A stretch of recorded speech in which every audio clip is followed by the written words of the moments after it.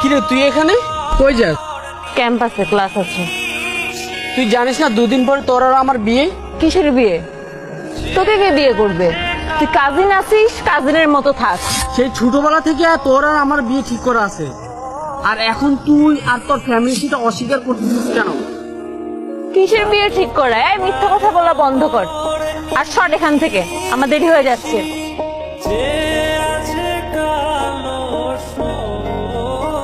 আর থাপ্পড়টা দিছস না, এটার জবাব আমি করায় গন্ডা হিসাব নিব তোর কাছে। সেদিন আমি একা একা রাস্তায় দাঁড়িয়েছিলাম, তুমি আসার কথা বলে আসলে না কেন? আমি তোমার সাথে কোনো কথাই বলতে যাচ্ছি না। যে মানুষ ভালোবাসার মূল্য দিতে জানে না, যে মানুষ সরলতার মূল্য দিতে জানে না, আমি তার সাথে থাকতেই চাই না। সাহেব, সাহেব, আমি তোমাকে ভালোবাসি। আমি কখনোই তোমার সরলতা, তোমার সরল ভালোবাসাকে অবমূল্যায়ন করিনি। তুমি কেন এরকম করছো আমার সাথে? তাহলে ওই ছেলেটাকে, কোন ছেলেটা? ওই ছেলে যার সাথে তুমি রাস্তায় হাত ধরে কথা বলছিলা, যার সাথে তোমার 2 দিন পরে বিয়ে হওয়ার কথা, সেই ছেলের কথা বলছি আমি। ভাগ্যটা না আসলে আমারই খারাপ। আমি এমন একটা মানুষকে ভালোবেসেছি যে ট্রাস্ট করতে জানে না। আমি তোমার আর কোনো কথাই শুনতে যাচ্ছি না।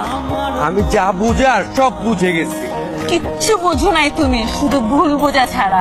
ওই ছেলেটা আমার কাজিন ছিল, ওর সাথে না আমার প্রেম আছে, নাই ওর সাথে আমার বিয়ে ঠিক হয়েছে। ও আমাকে একতরফা পছন্দ করে। আমার ফ্যামিলি, আমরা কেউই চাই না ওর সাথে আমার বিয়ে হোক। ওর জন্য আমরা নিজেদের বাসা ছেড়ে ভাড়া বাসায় চলে এসেছি একটুখানি শান্তিতে থাকার জন্য। আর ও এখন তো ও আমাদের এই বাসার ঠিকানাও জেনে গেছে।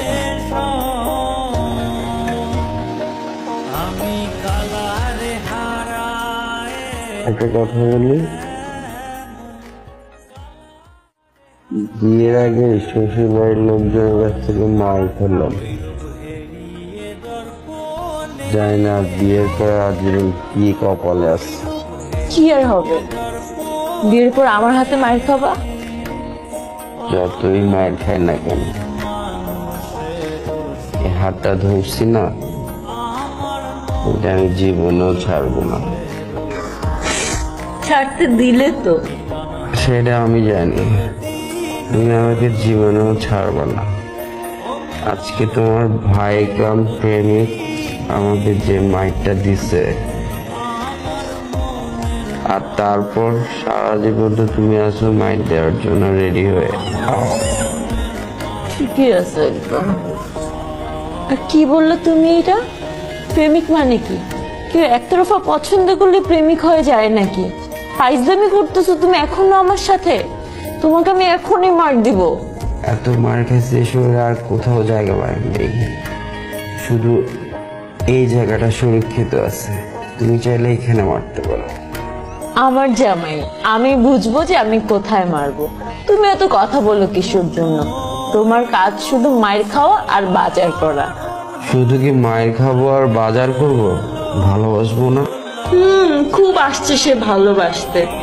কয়েকটা পিচ্চি ছেলেদের সাথে পারলো না, মার খেয়ে এখানে পড়ে আছে। আর বুঝো না কেন? ওটা আমার শালা, শালাদের গায়ে কি হাত তোলা যায়?